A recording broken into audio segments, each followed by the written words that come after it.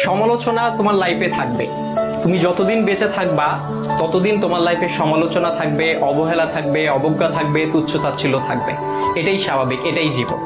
তবে এই যে সমালোচনা, এই যে তুচ্ছতাচ্ছিল্যতা, এই যে অবজ্ঞা, এই যে অবহেলা, এই বিষয়গুলোকে খারাপ লাগার দিক হিসেবে নিলে হবে না।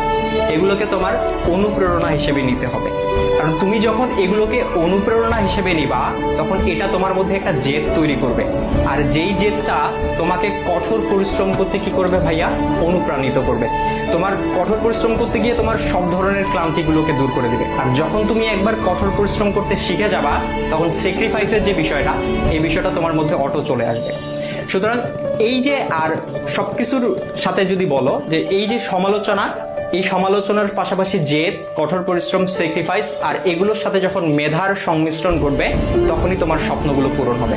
সুতরাং সমালোচনাকারীর এই যে সমালোচনা, এই যে অবজ্ঞা, এই যে অবহেলা, এই যে তুচ্ছতাচ্ছিল্যতা, এই বিষয়গুলোকে তোমরা কখনো খারাপ বিষয় হিসেবে নিও না, বা খারাপ লাগার বিষয় হিসেবে নিও না। এগুলোকে তোমরা অনুপ্রেরণার বিষয় হিসেবে নাও এবং তোমার স্বপ্নগুলোকে পূরণ করে ওই সমালোচনাকারীদেরকে দেখিয়ে দাও। দেখা হবে বিজয়ে।